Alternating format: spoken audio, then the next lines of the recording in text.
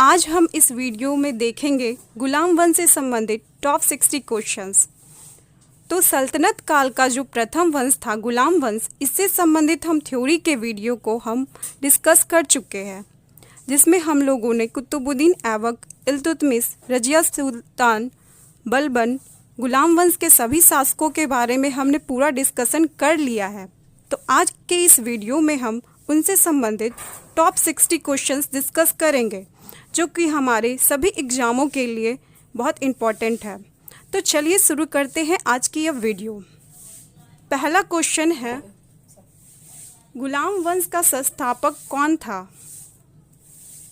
तो जैसा कि हम जानते हैं कि गुलाम वंश की स्थापना कुतुबुद्दीन ऐबक ने की थी, तो इस प्रश्न का सही उत्तर कुतुबुद्दीन ऐबक होगा। अब हमारा दूसरा प्रश्न है, गुलाम वंश की नींव कब पड़ी थी? तो 1206 ईस्वी में मोहम्मद गौरी के मृत्यु के बाद कुतुबुद्दीन ऐबक दिल्ली के सिंहासन पर बैठा। इसी के साथ भारत में पहली बार गुलाम वंश की स्थापना हुई। तो हमारा इस प्रश्न का सही उत्तर होगा 1206 ईस्वी। तीसरा प्रश्न है, गुलाम वंश को अन्य किन किन नामों से जाना जाता था? तो दिल्ली सल्तनत पर शासन करने वाला प्रथम राजवंश गुलाम वंश को दास वंश, मामलुक वंश, इलवरी वंश के नाम से जाना जाता था। अब हमारा चौथा प्रश्न है, गुलाम वंश में कुल 9 शासक थे, लेकिन इनमें कितने गुलाम थे? कुतुबुद्दीन ऐबक मोहम्मद गौरी का गुलाम था, इल्तुतमिश कुतुबुद्दीन ऐबक का गुलाम था और बलबन इल्तुतमिश का गुलाम था। तो इस गुलाम वंश में सिर्फ 3 गुलाम थे। तो हमारा पांचवा प्रश्न है, भारत में तुर्की साम्राज्य का वास्तविक संस्थापक कौन था? तो कुतुबुद्दीन ऐबक, जो कि दिल्ली का प्रथम तुर्क शासक था, इसलिए कुतुबुद्दीन ऐबक को भारत में तुर्की राज का संस्थापक माना जाता है। तो इस प्रश्न का सही उत्तर होगा कुतुबुद्दीन ऐबक। हमारा छठा प्रश्न है, कुतुबुद्दीन ऐबक किसका गुलाम था? कुतुबुद्दीन ऐबक मोहम्मद गौरी का गुलाम था। तो इस प्रश्न का सही उत्तर होगा मोहम्मद गौरी।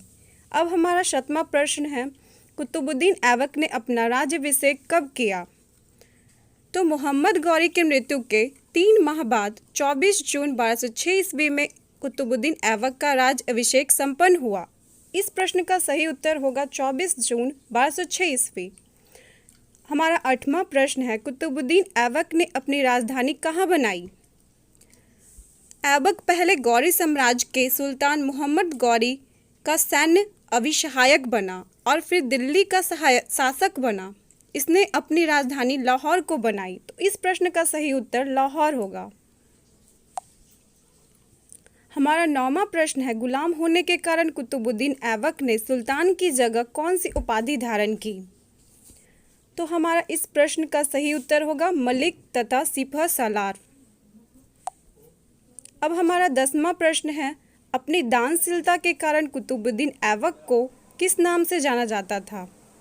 तो मिन्हाजुद्दीन सिराज ने कुतुबुद्दीन ऐबक को एक वीर एवं उदार सुल्तान बताया है।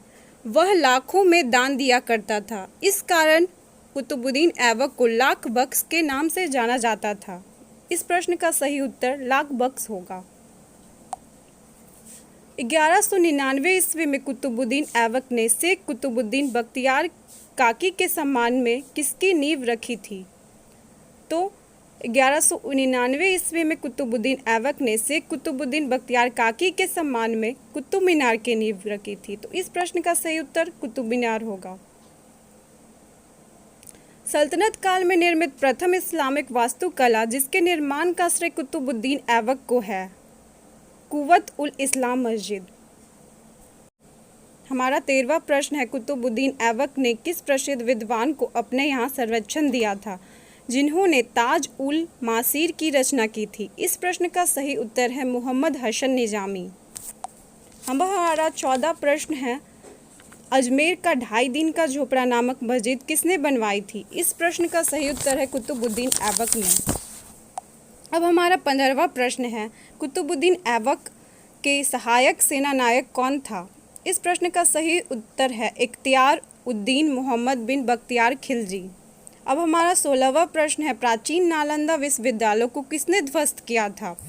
तुर्की शासक बख्तियार खिलजी जिसने नालंदा विश्वविद्यालय में आग लगवा दी थी, जिसने नालंदा विश्वविद्यालय की सभी पुस्तक 3 माह तक पुस्तकालय में आग से धधकती रही। उससे अनेक धर्माचार और बौद्ध भिक्षु मार डाले गए। तो इस प्रश्न का सही उत्तर होगा बख्तियार खिलजी ने। सल्तनत, अब हमारा 17वां प्रश्न है, सल्तनत युग की राजभाषा कौन सी थी? तो इस प्रश्न का सही उत्तर होगा फारसी। अब हमारा 18वां प्रश्न है, 1210 ईस्वी में लाहौर में कुतुबुद्दीन ऐबक की मृत्यु किस कारण से हुई? इस प्रश्न का सही उत्तर होगा चौगान खेलते समय घोड़े से गिरने जाने के कारण हुई। अब हमारा 19वां प्रश्न है, कुतुबुद्दीन ऐबक का उत्तराधिकारी कौन था? इस प्रश्न का सही उत्तर होगा आराम शाह।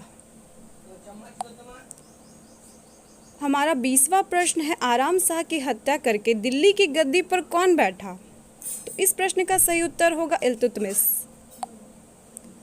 अब हमारा 21वां प्रश्न है, इल्तुतमिश किसका गुलाम था? इल्तुतमिश कुतुबुद्दीन ऐबक का गुलाम था। इस प्रश्न का उत्तर होगा कुतुबुद्दीन ऐबक। अब हमारा 23वां प्रश्न है, इल्तुतमिश कौन था? तो इल्तुतमिश तुर्किस्तान का इलवरी तुर्क था। 24वां प्रश्न है, इल्तुतमिश के पिता का नाम क्या था? इस प्रश्न का सही उत्तर होगा इस्लाम खां। अब हमारा 25वां प्रश्न है, कुतुबुद्दीन ऐबक ने अपनी पुत्री की शादी किसके साथ की थी? इस प्रश्न का सही उत्तर होगा इल्तुतमिश। अब हमारा 26वां प्रश्न है, लाहौर से राजधानी को स्थानांतरित कर दिल्ली किसने लाया? इस प्रश्न का सही उत्तर होगा इल्तुतमिश। अब हमारा 27वां प्रश्न है, दिल्ली के अमीरों का सर्वप्रथम दमन किसने किया? इस प्रश्न का सही उत्तर है इल्तुतमिश। अब हमारा 28वां प्रश्न है, वह पहला तुर्क सुल्तान कौन था जिसने शुद्ध अरबी सिक्के जारी किए? अब पहला सुल्तान इल्तुतमिश था जिसने तुर्क अरबी सिक्के जारी किए थे। अब हमारा 29वां प्रश्न है, किन कारणों से इल्तुतमिश को दिल्ली सल्तनत का वास्तविक संस्थापक माना जाता है? तो इस प्रश्न का उत्तर होगा खलीफा से मंसूर सुल्तान की उपाधि तथा प्रामाणिक सिक्के जारी करने के कारण इल्तुतमिश को दिल्ली सल्तनत का वास्तविक संस्थापक माना जाता है। अब हमारा 30वां प्रश्न है, सुल्तान बनने से पूर्व इल्तुतमिश क्या था? सुल्तान बनने से पूर्व इल्तुतमिश बदायूं का गवर्नर था। अब हमारा 31वां प्रश्न है, प्रशासनिक कार्यों में सहायता के लिए इल्तुतमिश ने गठन किया था।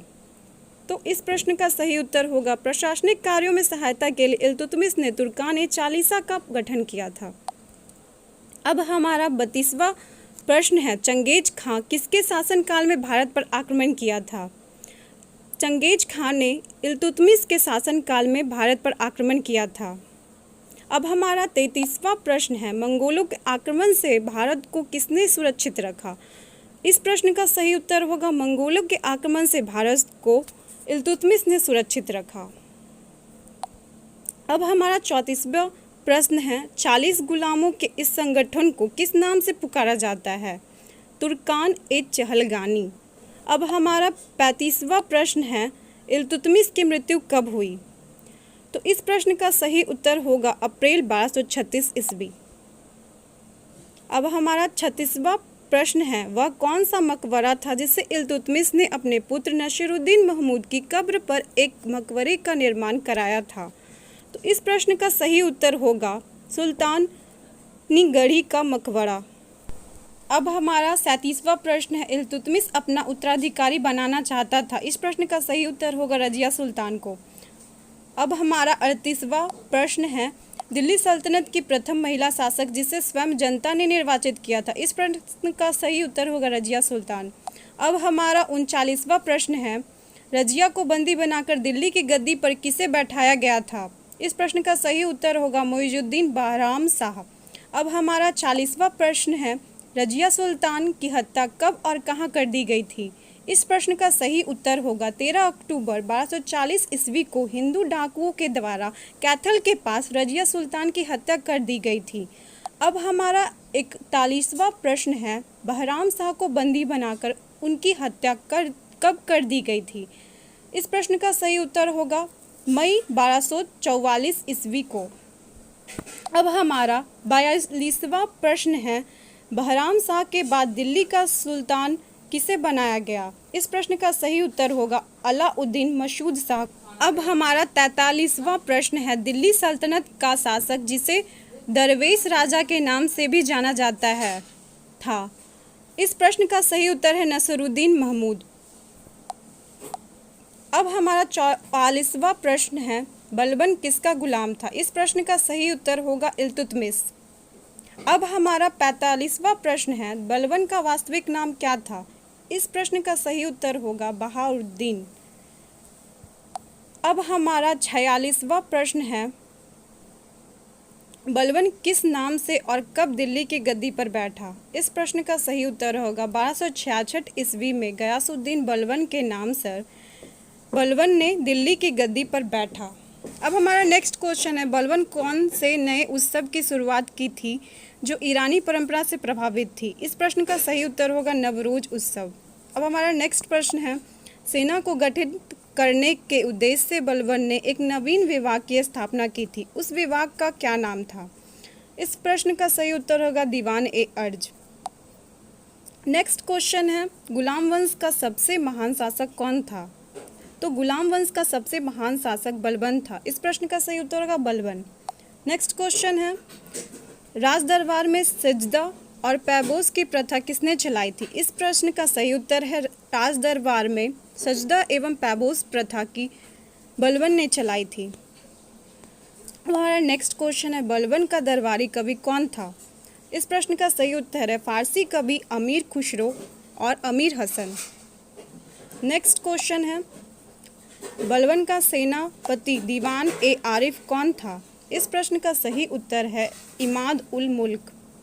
अब हमारा नेक्स्ट क्वेश्चन है, 40 तुर्की गुलामों के दल का विनाश किसने किया था। बलबन ने। अब हमारा नेक्स्ट क्वेश्चन है, गुलाम वंश का वह कौन सा शासक था जिसने उत्तर में मंगोलों के आक्रमण से रक्षा की थी। इस प्रश्न का सही उत्तर है गुलाम वंश के बलबन ने उत्तर में मंगोलों के आक्रमण से रक्षा की थी। अब हमारा नेक्स्ट क्वेश्चन है, बलबन की मृत्यु कब हुई थी। इस प्रश्न का सही उत्तर है 1287 ईस्वी। अब हमारा नेक्स्ट क्वेश्चन है, दिल्ली सल्तनत की गद्दी पर बैठने वाला सबसे कम उम्र का शासक कौन था। इस प्रश्न का सही उत्तर है क्यूमर्स, जो कि 3 वर्ष का था।